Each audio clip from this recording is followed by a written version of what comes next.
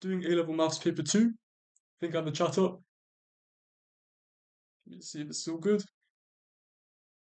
Just checking the condition, guys. We're going to get going in just about 5 to 10 minutes.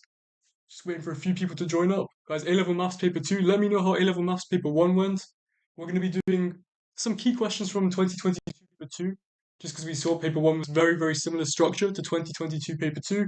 So naturally, we are going to be looking at 2022 as a very key topic. We are going to be on YouTube, guys, going through the 5 hardest questions in A-Level Maths paper 2 of 2022. We're expecting very, very similar topics. Just going to wait for a few people to join up, and then we're going to be going right into the questions. I've got 5 of the hardest questions from that exam. I'm sure you guys have done it before. I'm sure you guys have seen it, but these are going to be the topics coming up in paper 2. So I want you guys to be very happy with it. We're going to start in about 4 minutes. Give me a thumbs up. Yeah, honestly, I'm actually shocked. It's so lazy from the exam board just to follow the exact same structure. Kind of tells you everything you need to know about them, but don't complain. Just adapt. While we're waiting for people to join, I am just going to show you guys the topics which haven't come up. This is from Mr. Asprey and Bison Maths. So we're just going to be looking at these key topics. The green ones are the ones yet to come up. Let me go full screen. Let me make sure the YouTube stream is all good. Okay, we are all good. So all these green topics, guys, are the topics that we expect to come up. I mean, we can see a lot of the stuff that I was focusing on before paper 1 is still yet to come up. Parametric integration, the big one. I've got some very difficult parametric integration questions coming. Definitely a key topic. Key things like chain rule, product rule, quotient rule. So today we're doing 2022 paper 2 hard questions, okay? So today may not be the most helpful if you guys have done all the past papers and have seen the model answers, but I do want to go through them. I think they are very, very key. Really, really key questions. So today is going to be a relatively short stream, maybe an hour, just over an hour. We're going to go through the key paper 2 topics. But then tomorrow and on Wednesday, I believe, today's Monday, and then on Wednesday we're going to be going through non-past paper questions we got some modulus, a lot of parametrics, some modeling. I don't. The thing is, Edexcel have to ask you a certain amount of topics. They have the specification. They're going to have to do differential equations. They're going to have to do partial fractions. Every year we see binomial expansion. We see modulus. I mean, in recent years we've seen modulus come up for big marks. So like maybe they'll switch it up. But it's impossible. They have to follow the specification. Like legally, they have to follow the specification. So I wouldn't stress too much, guys. Don't overthink it. Just do the topics that haven't come up yet. Of course, we will see probably a proof by contradiction. There's going to be more integration. There will obviously be repeat topics, but we're going to have to focus on what hasn't come up yet. So I think that's just the best thing to do. We are live on YouTube for anyone on TikTok. Just going to make sure the stream is running in good condition. Looks like we are all good. Looks like we are all good. Alright guys, give me a thumbs up if you can hear me and everything, because I'm a little bit unsure that everything's working. I would definitely say it would be similar though. I'd be very surprised if it wasn't. We are going to be going over the binomial expansion, the trig modeling, the differential equation slash partial fraction question, the parametric question, and the functions question from 2022 paper 2, okay? Because the reality is, very similar things are going to come up, so we have to be comfortable with this stuff. I did do a lot of focus on domain and range for paper 1. Hasn't come up yet, it's going to come up in paper 2, so we do have to focus on these things. Pax is happy, Pax is happy. Gonna give it a couple more minutes, guys, in case anyone else wants to join. I know we have A-level chemistry tomorrow, so today might be a little bit dry. But yeah, I mean, I had to make this 2022 recording. It's too similar. The structure is too similar to 2022 to not make this video. So just making sure the condition is all good. All right, guys, I think we're going to be starting in just a second now. Binomial expansion. We start in 2 minutes, guys. 2 minutes. How did you guys feel about paper 1? Were we happy with paper 1 or not? So I saw there was some. I mean, we saw that integration. It could have been substitution. It could have been by parts. You could have done either way. Would have been fine. Seemed alright. It seemed alright.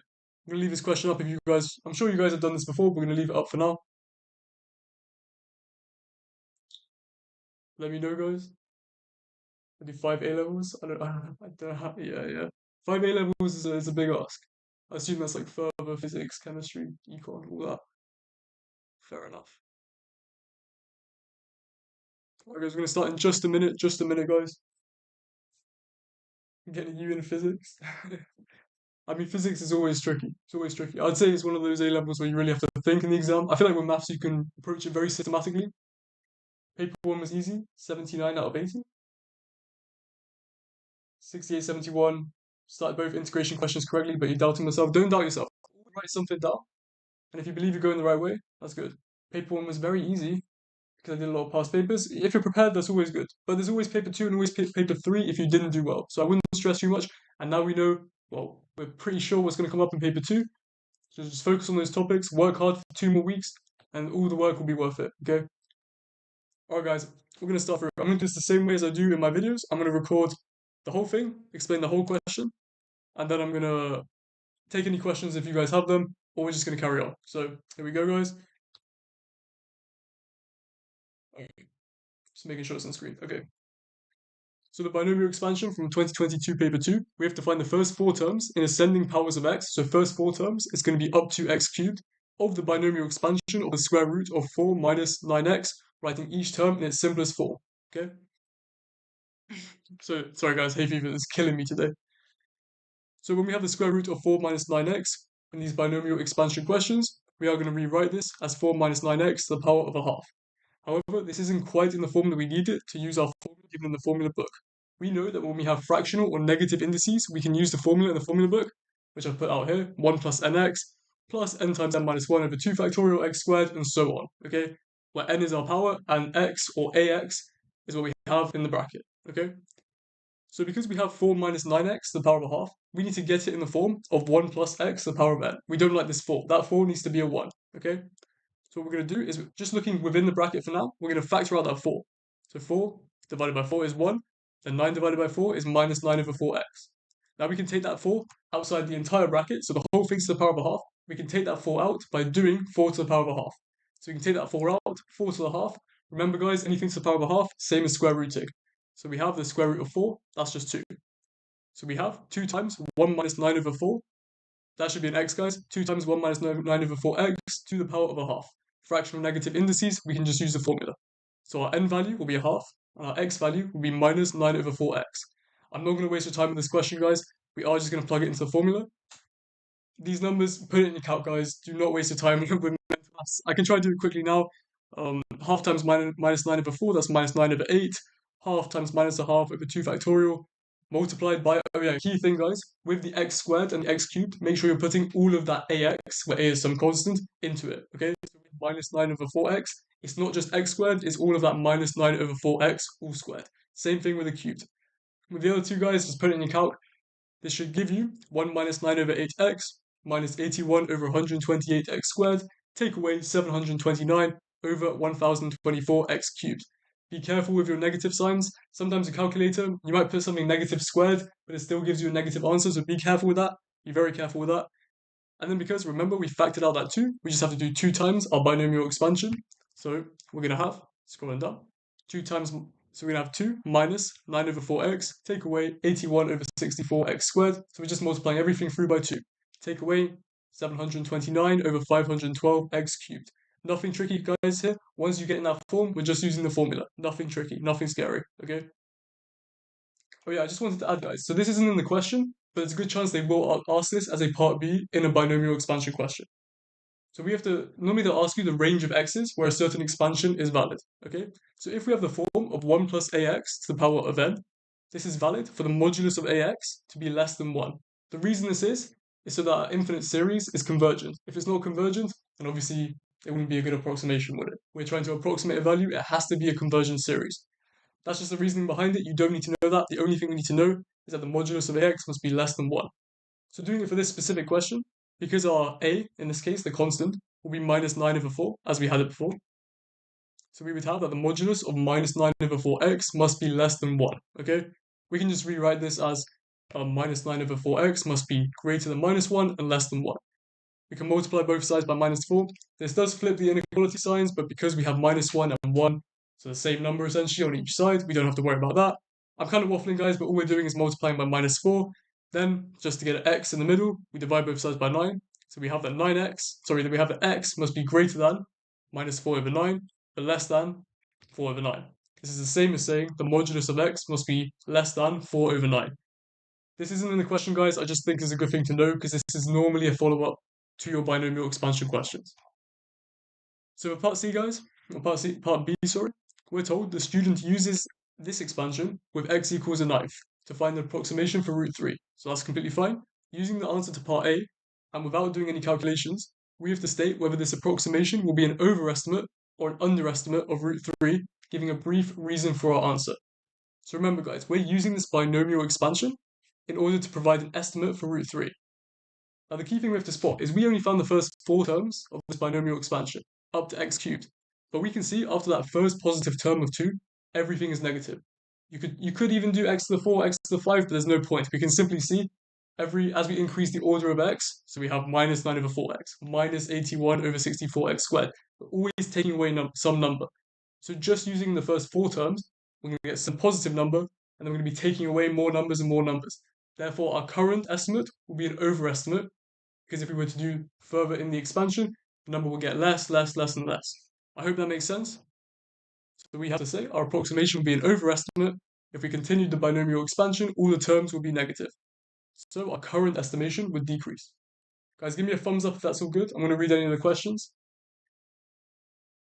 Paper 2 going to be much harder? You never know. There is such a thing as TikTok inflation. This happens every year after A-levels. People feel like, you look at TikTok, everyone's very overconfident, but in reality, there's a lot of people who didn't find it good. So I wouldn't be too stressed about it being too difficult. Okay, there will be easy, accessible questions. There will be hard, difficult questions at the end. I wouldn't get too stressed, guys. Just gonna make sure the stream is still running. Okay, we are still running. This is good. Pax is not happy. Why are we not, guys? Let me know if you have any questions. Okay, here we are. When plugging into the expansion into the formula, what's the difference between what you plug in x squared versus say x cubed or x to the 4? Oh yeah, I'll explain part B once more, guys. Okay.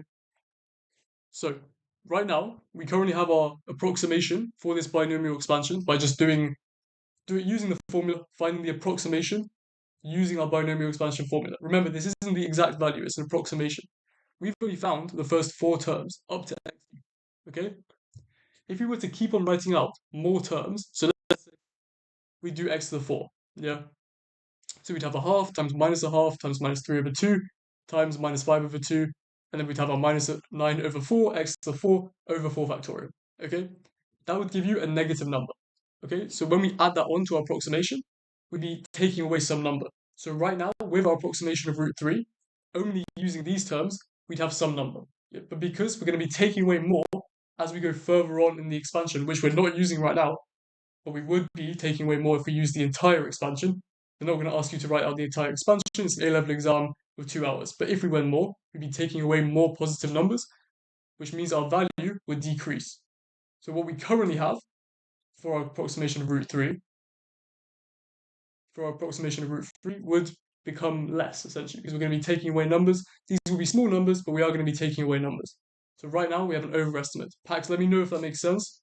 Let me know if that makes sense. Guys, give me a thumbs up if you want to move on as well. Give me a thumbs up. I'm going to wait for Pax to give me a confirmation that makes sense.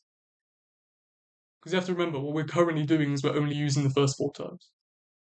If we use more, we're going to get a more negative number. Okay, that makes sense. Okay, good, good, good.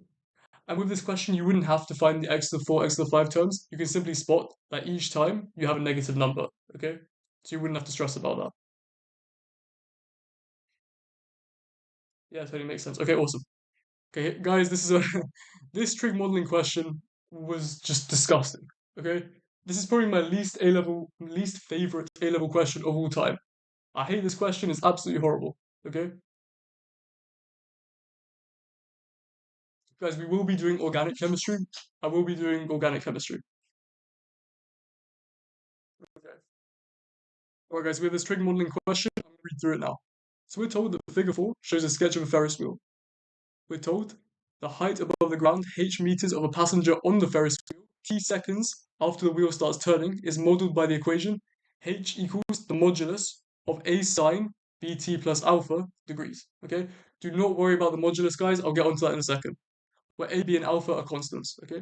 We're told that figure 5, this thing that kind of looks like the first 180 degrees of our sine graph, but we'll get onto that in a second. So figure 5 shows a sketch of the graph of h against t, okay, for 1 revolution of the wheel. That's very key. So they give us a bunch of information now. They say, given that the maximum height of the passenger above the ground is 50 meters. The passenger is 1 meter above the ground when the wheel starts turning. When the wheel starts turning, we're immediately thinking when t equals 0, h equals 1. That's in our mind already. And the wheel takes 720 seconds to complete one revolution. For part A, the main part of the question, we have to find a complete equation for the model, giving the exact value of A, the exact value of B, and the value of alpha, three significant figures. Okay? So before we even dive into this question, let's just establish what each of the letters are doing within this modeling equation. Okay. So we have that h equals the modulus of a sine bt plus alpha.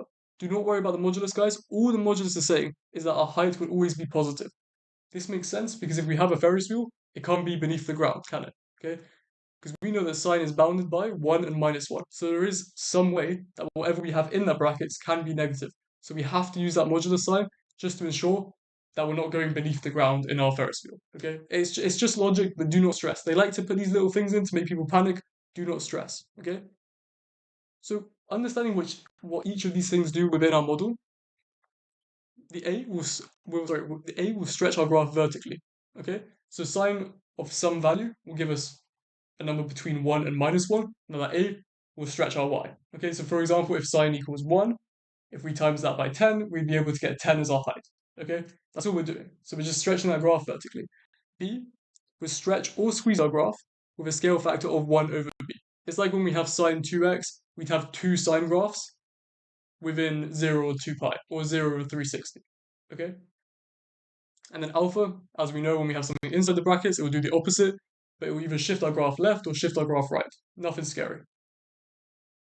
So the key thing here, guys, is do not get stressed by this little flick. Yeah, everyone saw this and was thinking like, what is going on? What is this little flick? Do not worry about the flick, guys. All it is it's saying that the passengers are not getting on at the lowest point. Okay, because remember what this is showing. It's one full turn of the wheel. So imagine it. We have our passengers getting on here. The wheel goes all the way around. It goes slightly beneath where the passengers get on, and then kind of back to the platform where the passengers get on and off. That's all it's saying. Okay? The passengers get on and off, not at the lowest point. Yeah? But either way, it's still going to be one section of the sine graph. Okay? It's still going to be, in our normal sine graph, up to 180. Okay? Do not stress about that. So we know the max height is 50 meters. We also know that when t equals 0, h equals 1.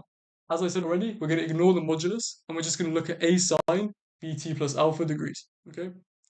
First thing that we know, and this is always in these trigonometric modeling questions, they always want you to have this in your mind, sine x and cos x are bound by minus 1 and 1. Okay? So let's think about it. If the maximum that sine x can be is 1, and we're told that the maximum of our graph, the maximum height is 50 meters, what are we going to have to times by sine of whatever? The maximum that sine function can achieve is 1. So we're going to have to do a times by 1 to get that maximum height. Because whatever else we put in sine won't be the maximum. We know the max is 1. So if we know the max of height is 50 meters, in order to get to 50, we have to multiply our sine by 50, if that makes sense. So for the max to be 50, our value of a will be 50 because the maximum of the sine function is 1. So to get to 50, we multiply it by 50. Okay? Then just to find alpha. So we know that when t equals 0, h equals 1. We're going to plug those in. They give you information, they want you to plug it in. So plugging in h equals 1 and t equals 0, we're going to have 1 equal to 50 times sine. B times 0 is 0, so it's just going to be 1 equals 50 times sine of alpha. Nothing scary there. Divided over by 50, we have that 1 over 50 equals sine of alpha. Remember, we're in degrees. Classic, they love to do this in exams, switching between degrees and radians. We are in degrees. We're going to inverse sine 1 over 50 to get alpha. This will give you 1.15. Nothing scary, guys, nothing scary. So we have alpha, we have h. Now we need to find b, okay? This is probably the harder part of the question, I would say. So remember, guys, alpha was 3 significant figures. That's why we left it to 2 decimal places. Okay, so this is the hard bit, guys. I'm going to try to explain this slowly and clearly. So to find b, we're going to think about our normal sine graph, okay? Right now, in the question, they gave us what we thought was that normal 180 degrees of our sine graph. That essentially first half, when you normally draw your sine graph out, okay? So for one full revolution, we normally think 360 degrees on our sine graph, but we have to compare it with what they give, okay?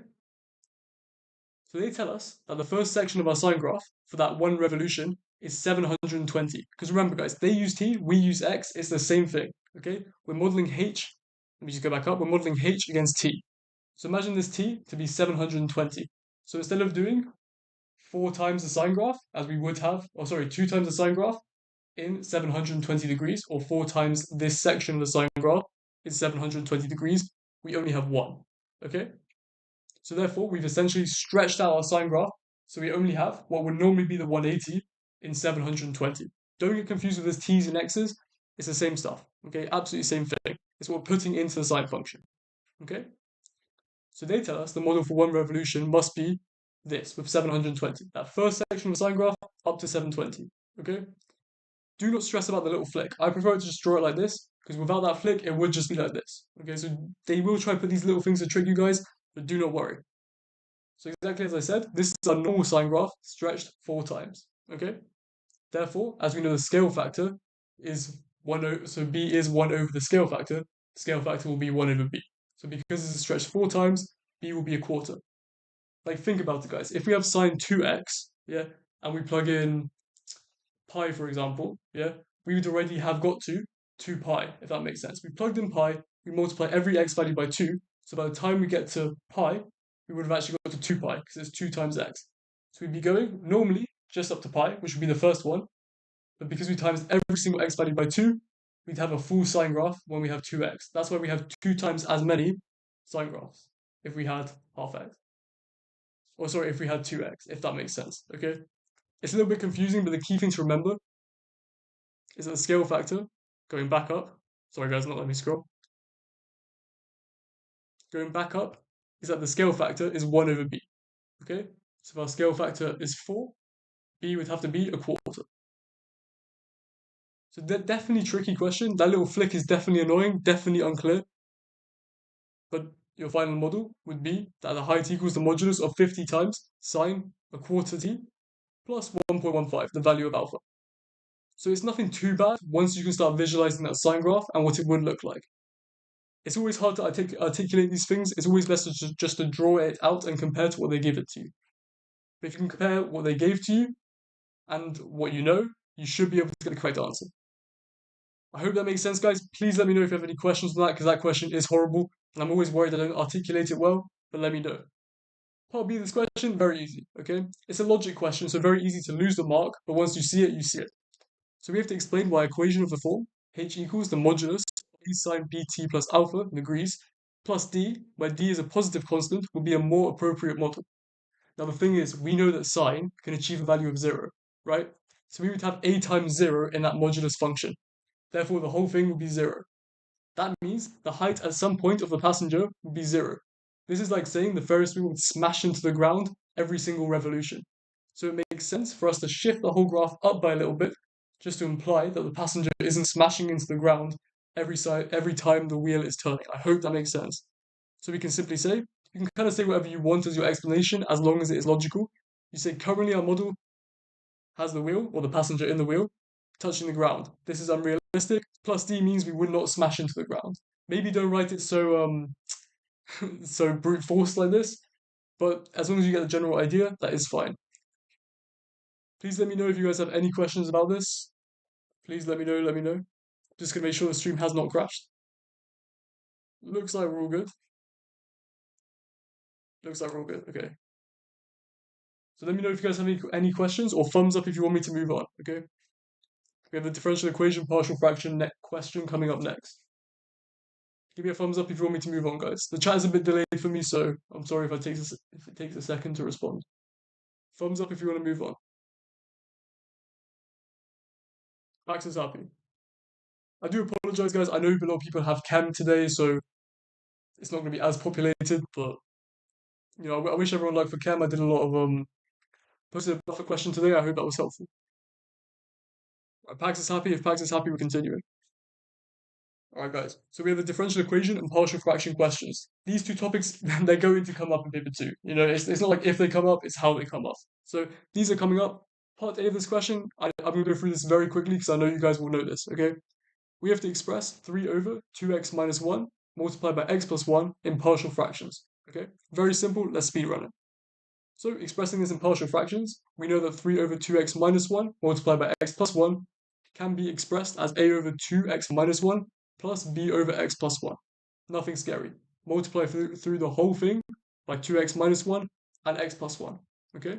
So that leaves us with a times x plus 1 and b times 2x minus 1 equal to 3. Same routine as always, nothing tricky in this one. We're going to plug in x equals minus 1 to eliminate our a's, because minus 1 plus 1 would be 0. So we would have 0 times a. So eliminating the a's by plugging in x equals minus 1, we plug in minus 1 into our bracket.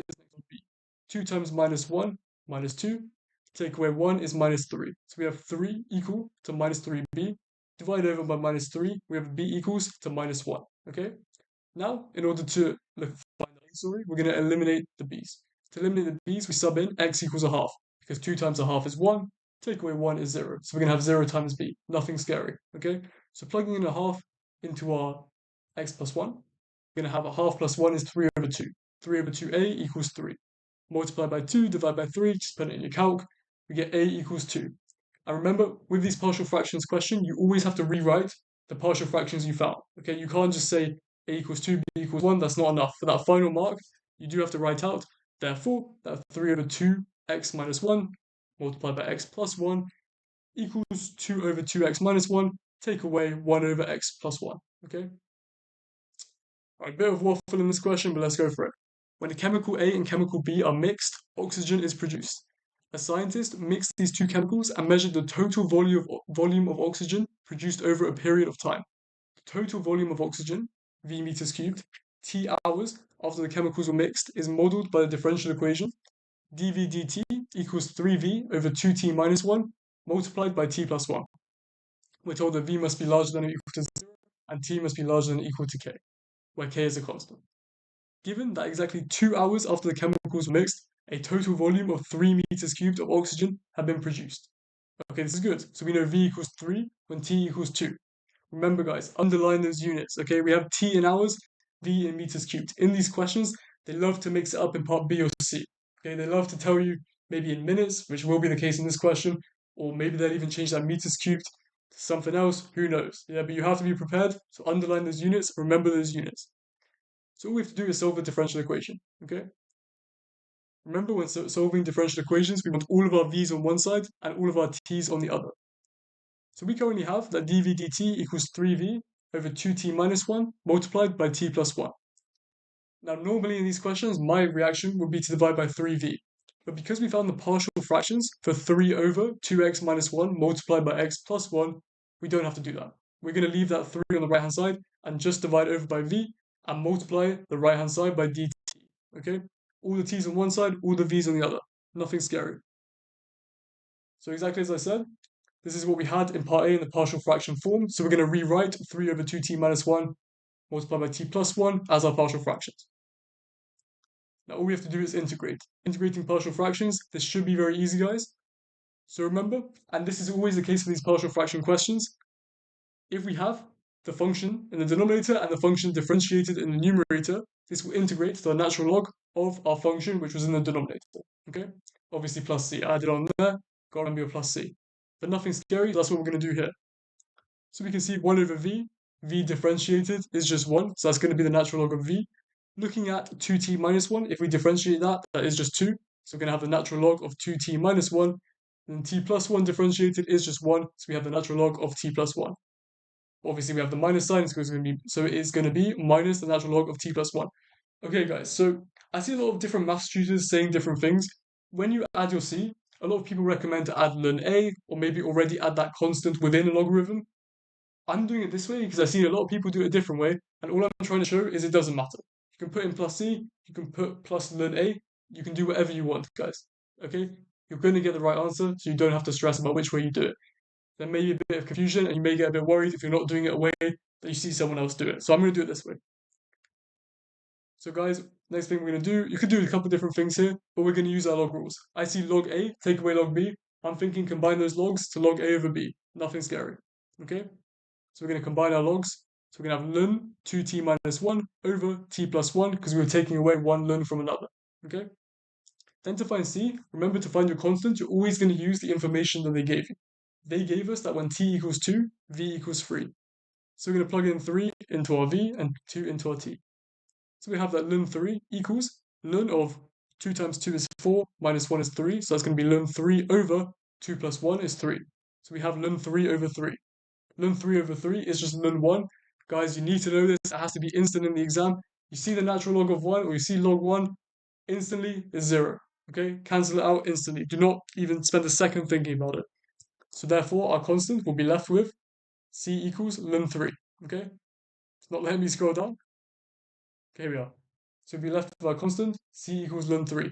We plug this value of c back into our equation from before. Okay? So all the way back into, well, we already combined the logs, back into this equation. We have that ln v equals the natural log of 2t minus 1 over t plus 1 plus ln 3. Same thing as before. This is why people may already put that constant within the log, because you have to do this step as an extra step, essentially, but I wouldn't stress about it. So we're going to add ln 3. Remember, log a plus log b is log ab. We multiply the two inputs. So we have ln v equals the natural log of 3 times 2t minus 1 over t plus 1. Now, because we have the natural log on both sides, we can just look at the inputs. Therefore, v must be equal to 3 times 2t minus 1 over t plus 1. And if we look back at what they wanted us to show in the question, it was like this. So that's part B, guys. Nothing too scary. Nothing too scary for part B. We're just solving differential equations, and we're using the partial fractions in part A. They will normally want you to use the partial fractions in part A to then solve differential equations. Nothing scary. Part C of this question. So they're told the scientists noticed that there was a time delay between the chemicals being mixed and oxygen being produced. Okay? We're also told there was a limit. I'm hearing limit. When I hear limit, I'm thinking when T becomes a really, really big number. So we're told there was a limit to the total volume of oxygen produced. So when T gets really, really large, our volume will eventually flatten out or converge to some value. Okay? So for part I, we have to find the time delay, giving our answer in minutes. So what is the time delay? This is when the volume will become larger than or equal to 0. Okay? So we're trying to see when oxygen starts being produced. So we have to see when our volume becomes larger than 0. That's the whole idea. Because our volume is 3 times 2t minus 1 over t plus 1, we can use that substitution to find the time. So we have to find when all of this expression for v in terms of t is larger than 0. I hope that makes sense. So doing exactly that, we have v equals 3 times 2t minus 1 over t plus 1. We want to find when it's larger than 0. That's the time delay till oxygen starts being produced. Okay? You have to use the information they give you and not stress. And also, if they want the time, we're going to be using an expression of t. So if you're 3 times 2t minus 1 being larger than or equal to 0, we know we can multiply through by t plus 1 because it's just going to be some constant and we can't be dividing by 0. Therefore, 3 times 2t minus 1 must be larger than or equal to 0. We divide over by 3. We have that 2t and also add over 1. 2t must be larger than 1 or larger than or equal to 1. Therefore, t must be larger than or equal to a half. Key thing with the units, guys, this is a half, but our t is in hours. Half or 0.5 hours is 30 minutes. So our value for part I will be 30 minutes. Okay? Then part II, guys, they wanted the limit of the total volume of oxygen produced. In meters cubed, we don't have to stress about units in this case. In general, be careful, but in this case, we don't have to do it. Because they already did the hours to minutes thing, it was unlikely they were going to do it in both questions. So all we have to do is plug in a really, really big value for t, or we can find a limit as t tends to infinity. So if you guys are unsure and you're stressed in the exam, just plug in a fat number of t into your calculator, and it will give you the right answer if you're stressed. So we're checking when t tends to infinity. Here's how to think about it. If t tends to infinity, this minus 3 and this plus 1 become irrelevant because we have a really, really large number on the numerator, a really large number on the denominator, and one has minus 3 and one is plus 1. These will make no value to the ratio of the two big numbers. No difference, sorry, to the ratio between the two big numbers. So all we really have to think about is 6 times t over t. The t's cancel, so the volume of oxygen tends to 6 meters cubed. Guys, give me a thumbs up if that makes sense. I'm going to check if the stream hasn't crashed or anything. Looks like we're all good. Give me a thumbs up if that makes sense, guys. If not, let me know.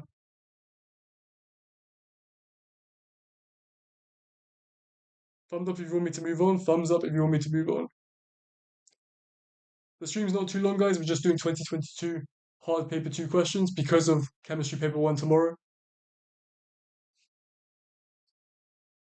I think we're going to move on, guys. I think we're going to move on.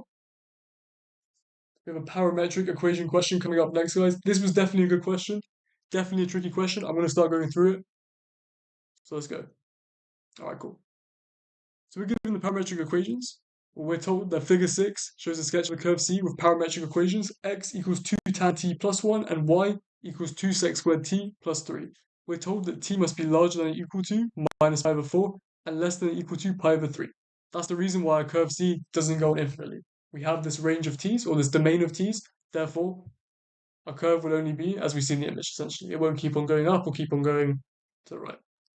Every day the stream is at 8 p.m., guys. So we're told the line L is normal to C at the point P where E equals pi over 4. Okay, guys, I'm hearing normal, I'm immediately thinking negative reciprocal of the gradient. Okay, for part A, using parametric differentiation, we have to show that an equation for L is y equals minus a half x plus 17 over 2. Okay, so we're going to have to use parametric differentiation. Let's just do that first. The reason we're going to do that is we're going to find the gradient of our curve at point P, and then we're going to find the negative reciprocal of that gradient in order to find the gradient of our normal. Okay, let's take it step by step. We'll go through it now. So exactly that. We have our parametric equations. Yeah, today we're only doing 2022. Because people have chem, I didn't want to do any unseen questions. Today is only 2022, and we're going to be doing those unseen non-past paper questions tomorrow and the day after. Okay, I just wanted to make this available in case anyone was interested. So we want the normal, guys. So we're going to have to find the negative reciprocal of the gradient of C at P. Okay, so we need dy dx parametric differentiation. It's dy dt over dx dt. It has to be second nature, has to be easy. So finding dx dt, we know that tan t differentiates to sec squared t. So we're going to have 2 times sec squared t. And we know that constant will disappear. Looking at y equals 2 sec squared t plus 3, I would recommend to rewrite this, guys, as sec t all squared. Thanks for coming, Pax. I'll see you tomorrow when we're doing unseen questions. So we know that dy dt equals 2 times, well, we know that y equals 2 times sec t all squared plus 3. We know the constant will disappear, so we can ignore that plus 3. When differentiating 2 times sec t squared, we bring that power down to the front, take 1 away from the power, and we multiply by what's inside our bracket differentiated. So we're going to have 2 times 2, because we bring that power down to the front, multiply by sec t, because we take 1 away from the power, so that's sec t to the power of 1. And we're going to be multiplying by sec t tan t, because we need to know this just to be efficient in the exam, that sec t differentiates to sec t tan t. So we have 4 sec squared t tan t. Now putting dy dt over dx dt, we have 4 sec squared t tan t over 2 sec squared t. We can see that our sec squared t's will cancel out, and 4 over 2 is just 2. Therefore, for dy dx, we have 2 tan t. Now to find the gradient of c at this point, we just plug in pi over 4, because they give us that the value of t at p is pi over 4. So tan of pi over 4, a beautiful angle. Tan of pi over 4 is 1, and sine and cos of pi over 4 is root 2 over 2, or 1 over root 2, same thing. So we do 2 times 1 to get 2. So this is the gradient of c at p. Therefore, the gradient of the normal, negative reciprocal, times by minus 1, final reciprocal, will be minus a half. Okay? So from here, guys, we're going to use a straight line equation. But to do this, we're going to need the coordinates of p. Okay? So exactly as I said, we're going to use a straight line equation. I'd always recommend to use this one, not the y equals mx plus c. This tends to be easier, more formulaic, more systematic, good for those nerves in the exam. So we have y minus y1 equals m times x minus x1. So we know that our gradient is minus a half. To find the coordinates at P, we plug in t equals pi over 4 into our parametrics. Okay, that's all we're doing, just to find those coordinates. So we want y1 and x1. To do that, we plug in pi over 4 into the parametrics. So we have that x equals 2 times tan pi over 4. As we established, tan pi over 4 is just 1. 2 times 1 is 2, plus 1 is 3. So our x value is 3. Now plugging in pi over 4 into our y parametric equation, we have 2 times 1 over cos pi over 4 plus 3. So 1 over cos pi over 4, that's 1 over root 2. It's the reciprocal. So we have root 2 squared, which is 2. 2 times 2 is 4, plus 3 is 7. Guys, just put it in calculator. I'm just trying to do it in my head here, just to try and explain it. But I would definitely recommend plug all these things in your calculator. Don't mess around with mental maths in an A-level exam. So we plug in y equals 7, and so our y1 is 7, and our x1 is 3. So we have y minus 7 equals minus a half times x minus 3. We expand out the right brackets, so we have minus a half x plus 3 over 2. Because we have minus times a minus, it's going to be plus. So we have y minus 7 equals minus a half x plus 3 over 2. Add 7 to the right-hand side. We have that y equals a half x plus 17 over 2. Exactly as they asked in the question. Right, guys, part B, nothing tricky for part B. Part C is a scary one here. So for part B, we have to show that all points on C satisfy the equation y equals a half times x minus 1 squared plus 5. Okay? Nothing tricky here, guys. Because it says satisfy, we can actually plug in our parametric equation of x into this expression and see if it equals the parametric equation for y. I'm also going to show you what it would be if it was to show that question. But either way, because it says satisfy, you tend to be able to use the answer. And show that, so you can't use the answer. When it says satisfy, you can use the answer. It's a good thing to remember. Help things go a little bit faster in the exam. Okay? So going down, if it lets me, there we go.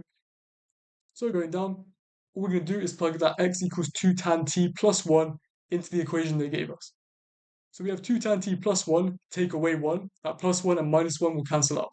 So we're left with a half times 4 tan squared t, because we had 2 tan t squared, that's 4 tan squared t plus 5.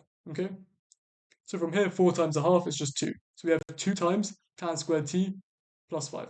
Now from here, we know that y equals sec squared t plus 3. So we have to think to ourselves, how can we connect that tan squared t and that sec squared t? Well, we know that 1 plus tan squared t, or tan squared x, whatever, 1 plus tan squared equals sec squared. Okay? So because we know that y equals 2 sec squared t plus 3, connecting tan squared to sec squared, 1 plus tan squared equals sec squared. Therefore, our tan squared will be sec squared minus 1, just doing simple rearranging. Okay? So therefore, our tan squared t, we plug in sec squared t minus 1 into our parametric equation for y. Oh, it's not letting me scroll, sorry guys. So we plug sec squared t minus 1 into the equation for y. This gives us y equals 2 sec squared t minus 2 plus 5. Okay? Minus 2 plus 5, that is just plus 3. So we get that y equals 2 sec squared t plus 3. Okay? Hope that made sense, guys. I'm going to leave it up for a second if you guys want a second. So remember, guys, because tan says tan squared t was equal to sec squared t minus 1, we just made that substitution in order to get that sec squared t that we see in the y parametric equation. And that gets us exactly what we needed for our parametric equation for y. Therefore, the equation was satisfied, if that makes sense. I'm just going to quickly show you guys, if it was to show that question and you couldn't plug in the x parametric equation, all you'd have to do is we know that x equals 2 tan t plus 1. Okay? Oh, sorry guys. Once again, we are trying to connect that tan squared t and sec squared t because x is tan squared t and y is sec squared t. Okay? So same idea, guys. We have that x equals 2 tan t plus 1. We want tan squared t. So we're going to rearrange our parametric equation for x to find tan t, and then we're going to square it.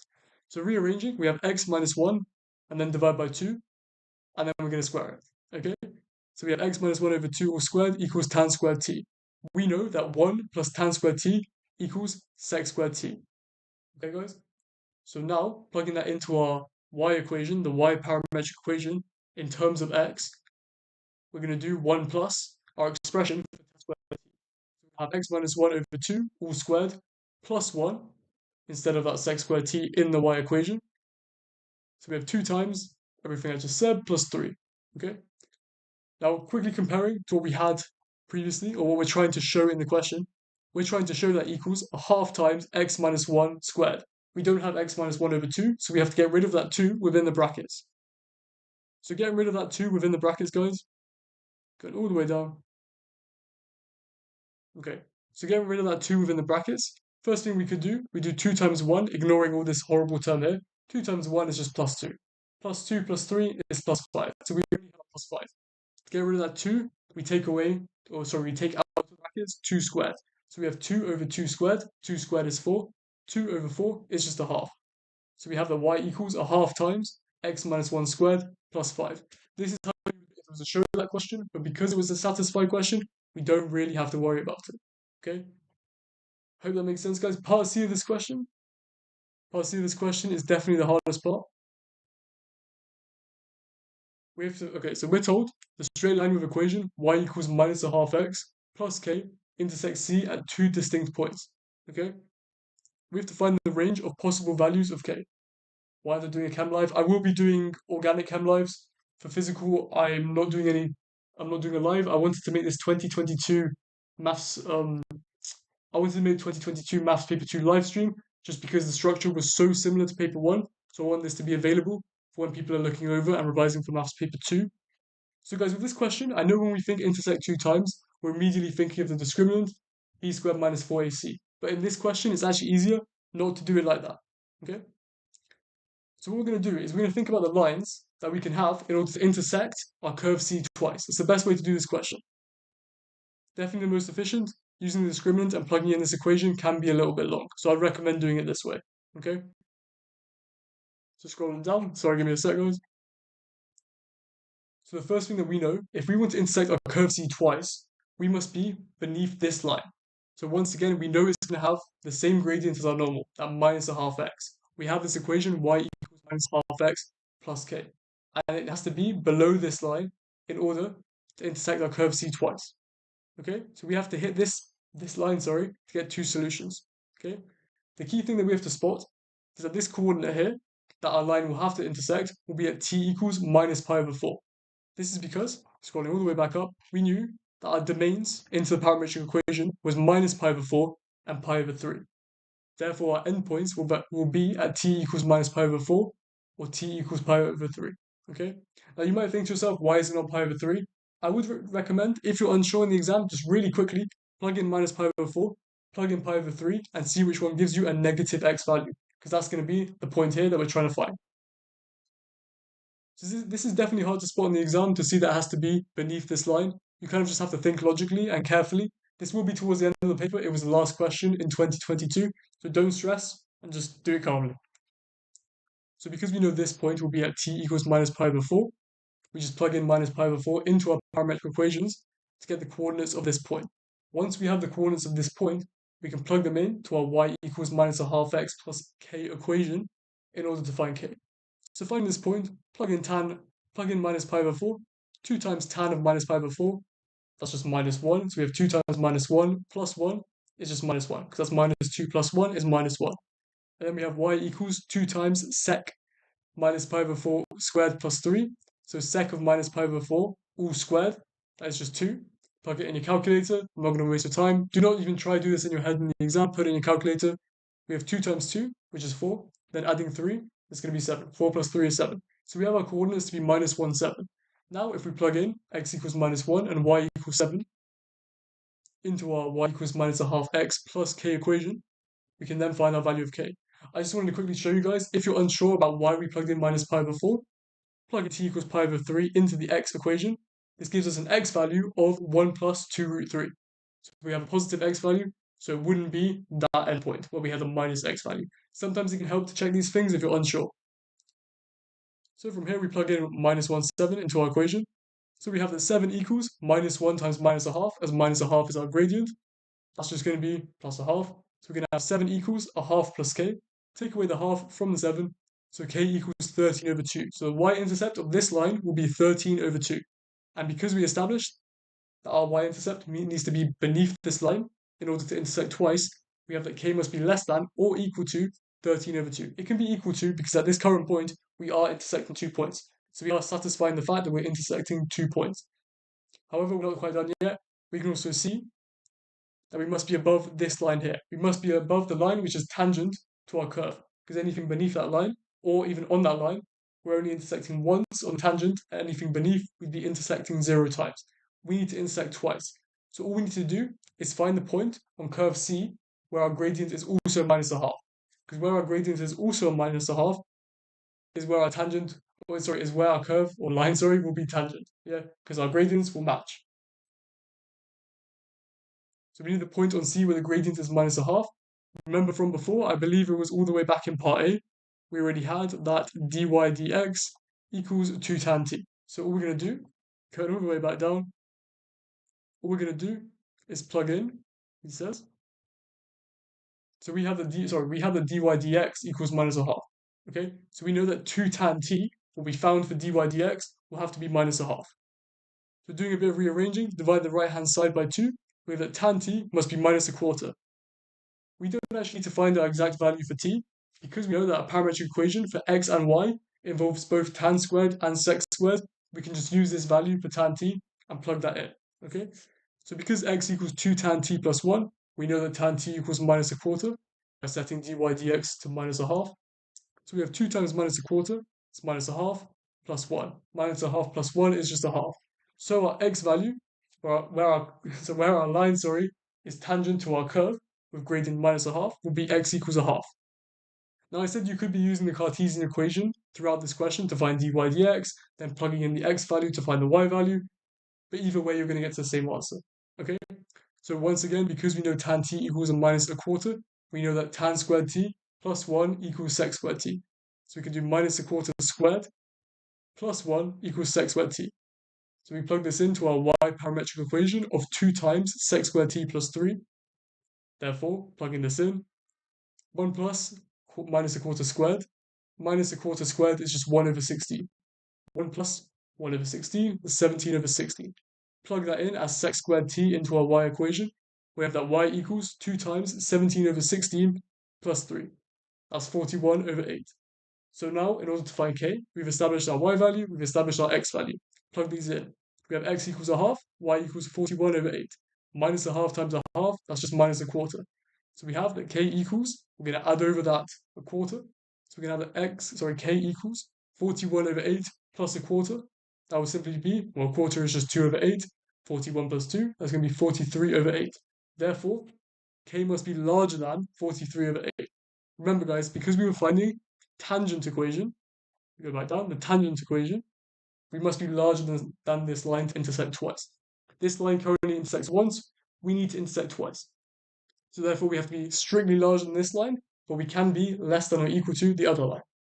Therefore, our values of k must be larger than, strictly, 43 over 8, or less than or equal to 13 over 2.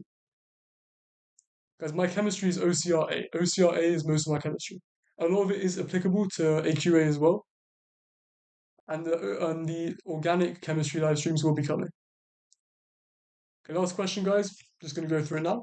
We have a functions, domain, range, and inverse. Okay, it's question 10, 2022, paper 2. Nothing too tricky, but definitely good practice, and something like this is going to come up. So they tell us that f of x equals 8x plus 5 over 2x plus 3. The requirement for our function f must be that x is larger than minus 3 over 2.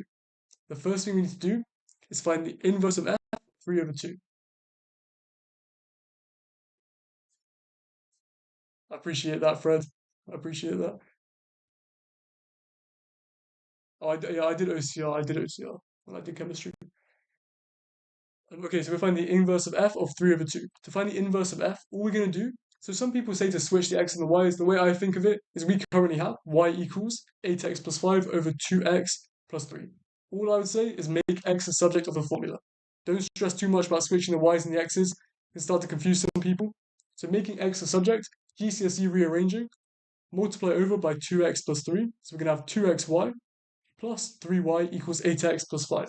We want all of our x's on one side, all of our y's on the other.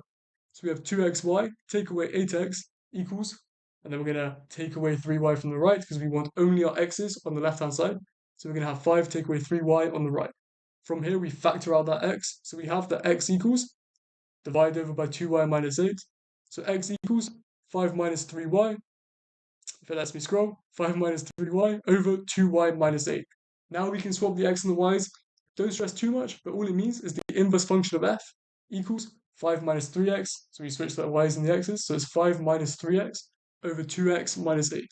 From here, all we need to plug in is 3 over 2. So we have 5 take away 3 times 3 over 2. That's 5 minus 9 over 2. That is a half. So we have a half divided by 2 times 3 over 2. That's 6 over 2, which is 3. 3 take away 8 is minus 5. So we have a half divided by minus 5. That's minus 1 over 10. Nothing too tricky, just a bit of inverse function and then plugging something in. Nothing scary. So part B, okay guys, this is a very key skill and it will most likely come up in one of these partial fraction integration questions, but it's good to know how to do this, okay?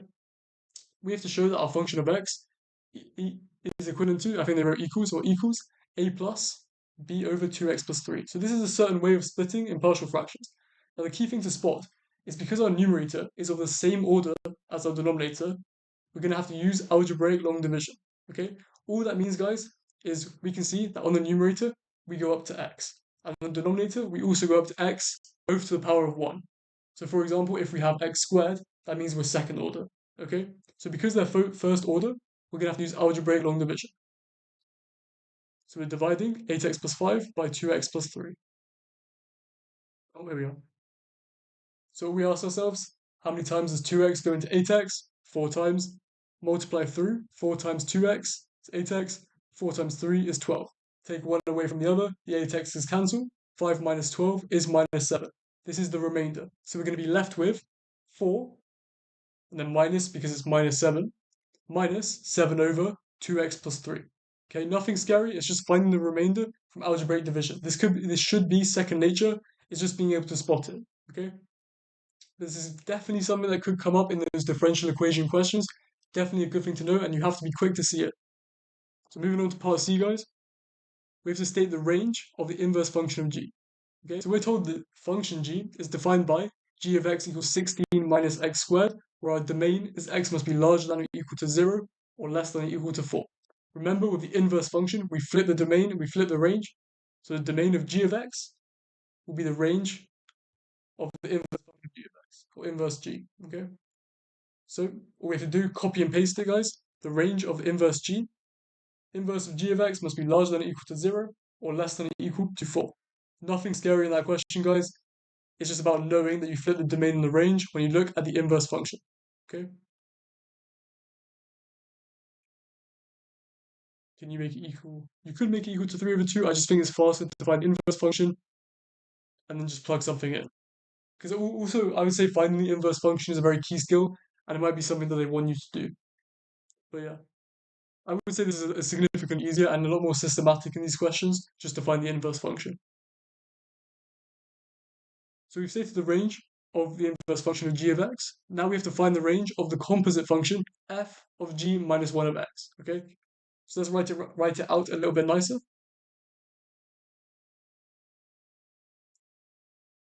So writing out a bit nicer, guys, we have f of the inverse function of g of x. Okay, now here's the thing, this bit is a bit unnecessary, but I'm going to go through it just to be clear. We know the domain of the inverse function of g is the range of g of x. So if we plug in x equals 0 into g of x, 16 minus 0, it's just 16. If we plug in 4, 16 minus 4 squared, 16 minus 16 is also 0. Oh, is 0, sorry. Yeah. So now we know that the domain of the inverse function of g will be x must be, sorry, this should say x must be larger than or equal to 0 or less than or equal to 16.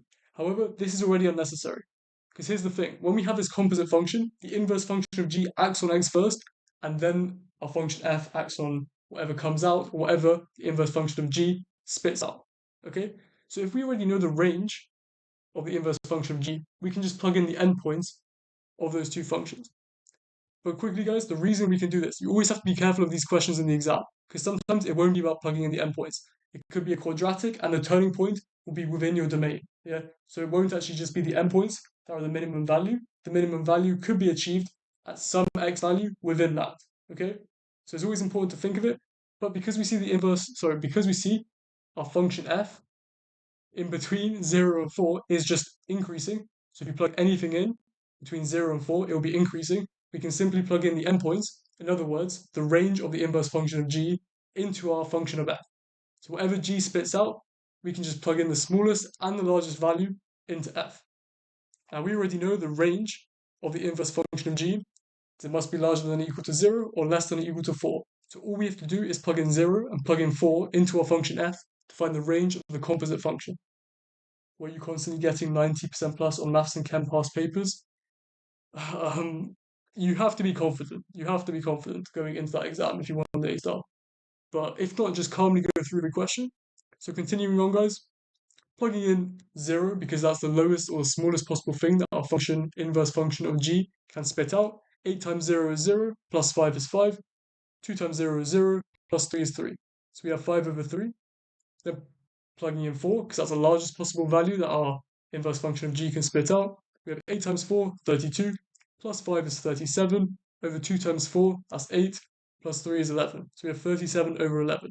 The other key thing that I wanted to mention, guys, is because both of these inputs satisfy the domain of f, because remember, f has to receive an x value larger than minus 3 over 2. So whatever the inverse function of g spits out, it has to be larger than minus 3 over 2. But because we know the range is between 0 and 4, it already satisfies that x, or whatever we put into f, is larger than minus 3 over 2, so don't worry about this. Yeah, guys, I will go back to the topics. Just give me a sec. This is the last question. Not a long stream today because of chem tomorrow. Okay, exactly. So because the function increases over this interval, we just use the endpoints. So we have our composite function must be larger than or equal to 5 over 3 or less than or equal to 37 over 11. And that's it. Because it's increasing, we can just plug in the endpoints. I'm gonna leave the predicted topics on for just a second, guys, just 2 minutes. Let me know if you have any questions. But of course, we're gonna be back here tomorrow 8 p.m. and the day after 8 p.m. I hope chem goes well. If any of you have chem, I'm sure you guys are revising chem instead. But I just wanted to make this available.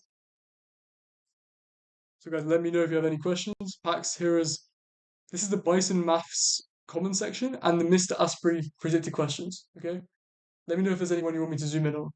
I'm gonna look at Bison Maths for a second. This is simply in his description, guys. You can find it in his channel. So it's like a number line, but when 5 over 3 to 3 over 7 is in the domain. So, Fred, I'm not 100% sure what you're asking. It's like a number line. I'm guessing the green is, yeah, green is what hasn't come up in paper one. So, guys, all we were doing that function question is we found the minimum and the maximum values that are inverse function of g. Drop some tips for OCR Chem. OCR, okay, guys, we're getting it up right now. We're getting past papers up right now. Might have to. Appreciate you go but tomorrow and day after content, which is unseen. Yeah. Guys, today was only because it was so similar to 2022, but I'm going to be doing unseen questions. I even felt myself a bit bad for doing past paper questions. I'm sure most of you have done it. It just felt like I had to address it. It was so similar. So if someone doesn't quite understand it, I had to go over them. That's why I'm doing the day before chem. I hadn't done any chem paper one preparation for a live stream. It's also harder to do chem for me because I don't have OneNote, and OneNote is quite needed for organic chemistry and physical chemistry. So unfortunately this year it's a bit more difficult for me, but I'm tempted to put in some chem papers and just walk through them. But yeah, this is the topics, guys. I think I'm going to be ending the stream in just a minute. Tips for OCR A Chem. Physical chemistry, you just have to be very careful. Always be careful with the units on all of your